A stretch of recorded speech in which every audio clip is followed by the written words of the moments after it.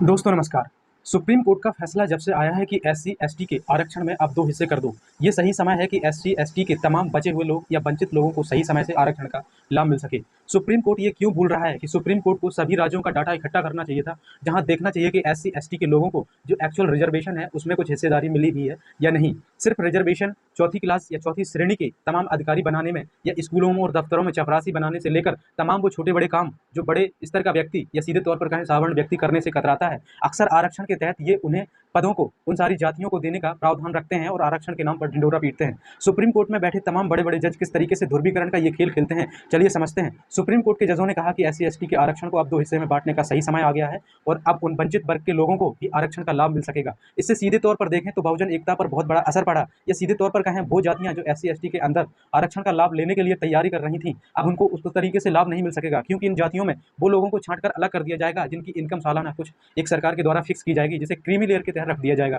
सीधे तौर पर बहुजन समाज की एकता 2 हिस्सों में टूट जाएगी और ऊपर बैठे तमाम अधिकारी और राजनीतिक पार्टियां जो आरक्षण की तमाम लोगों की मांग को सपोर्ट करती हैं और जो विरोध करती हैं, उनमें 2 हिस्से हो जाएंगे और इसी एक वोट बैंक यानी कि बहुजन वोट बैंक में 2 हिस्से हो जाएंगे। तो ऊपर स्तर पर बैठे तमाम जज किस तरीके से डिफरेंशिएशन करते हैं इन सारे लोगों के साथ, आप भली-भांति देख सकते हैं। तो सरकार की पॉलिसी के साथ न्यायपालिका किस तरीके से काम कर रही है ताकि सरकारी और तमाम गैर सरकारी लोगों को उन्हीं चुनिंदा पदों पर रखा जाए, ताकि आरक्षण के नाम पर इनका पूरा भंडाफोड़ भी साफ कर दिया जाए। एक तरफ आरक्षण के नाम पर 2 टुकड़े करने के नाम पर क्रीमी लगाने की बात करते हैं सुप्रीम कोर्ट के जज, लेकिन दूसरी तरफ राज्यों में हाई कोर्ट किस तरीके से देखरेख करता है इन सारे रिजर्वेशन की, चलिए समझते हैं बारीकियों से। जिस तरीके से एससी-एसटी के आरक्षणों में वर्गीकरण की बात करते हुए सुप्रीम कोर्ट ने यह आदेश दिया कि यह सही समय है, तो तमाम हाई कोर्टों को यह करना चाहिए था कि अपने-अपने राज्य स्तरों पर ये डाटा इकट्ठा करें कि एससी-एसटी में कितने आरक्षण भोगी लोग हैं जिन्हें अभी तक आरक्षण का लाभ मिल चुका है और साथ ही साथ किन पदों पर लाभ मिल चुका है। क्या ये पदों पर आरक्षण का लाभ सिर्फ चौथी ग्रेड के कर्मचारी ही ले सकते हैं? क्या ए ग्रेड के कर्मचारी इस पर लाभ नहीं ले सकते हैं? क्या आरक्षण के तहत तमाम ए ग्रेड पर बैठे कर्मचारी निर्णय लेने के लिए सक्षम नहीं है? या एससी-एसटी कम्युनिटी से तमाम अधिकारी अभी तक ए ग्रेड में आरक्षण के तहत बने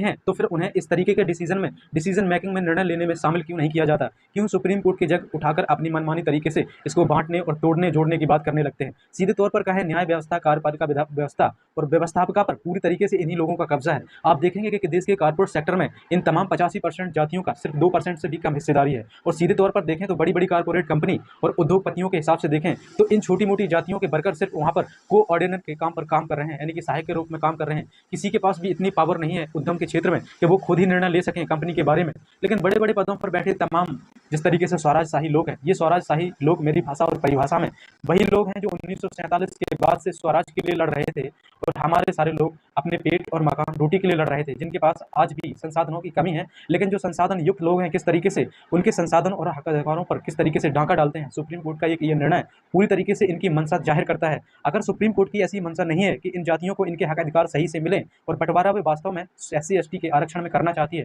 तो फिर इन एससी-एसटी के तमाम कैंडिडेटों को ए ग्रेड की और निर्णायक स्तर की और पदों की भर्ती आरक्षण के तहत कर उनको वहां निर्णायक और रेफरी और बोर्ड ऑफ डायरेक्टर में बिठाकर वास्तव में इनसे निर्णय लेने जाना चाहिए कि अब ये समय है जहां आरक्षण को 2 हिस्सों में बांट दिया जाए। लेकिन सरकार और सरकार के तमाम नुमाइंदे या फिर तमाम निर्णायक अधिकारी जजों समेत इसमें ऐसा नहीं करेंगे, क्योंकि एक तरफ ये अपने समाज को बढ़ाने की बात करते हैं, जहां दूसरी तरफ ये 23% के आरक्षण में इतनी सारी जातियां इंक्लूड हैं, लेकिन 15% लोगों को उठाकर 10% का रिजर्वेशन दे देते हैं। ये तो सीधे तौर पर लूट है देश के तमाम संसाधनों पर, जहां 85% को फिर से वंचित करने का तरीका नए तरीके से ढूंढ रहे हैं ये बुद्धिजीवी। लेकिन हमारे समाज के तमाम बहुजन समाज के तमाम बुद्धिजीवी लोग कितने स्तर से सोचते हैं, जहां अपने समाज में 2 हिस्सों यानी कि डिवाइड एंड रूल की पॉलिसी लागू कर अंग्रेजों की तरफ होना से प्रतिस्थापना हो रही है, लेकिन लोगों को समझ में नहीं आ रहा है। लेकिन बहुजन समाज को समर्थन करने वाली और आरक्षण को बचाने वाली कुछ पार्टियां अब सक्रिय हो चुकी हैं। जिन पार्टियों को सक्रिय होती है आप देखेंगे कि 11 सितंबर को पूरे भारत बंद का ऐलान है। हालांकि इससे पहले भी सुप्रीम कोर्ट का जब फैसला आया तो 20 अगस्त को भारत बंद करने जैसी तमाम अफवाहों को हवा देने के लिए तमाम मीडियाएं थी, लेकिन देश की तमाम खरीदी और फरोख्त की गई मीडियाओं पर ऐसी खबर नहीं आती,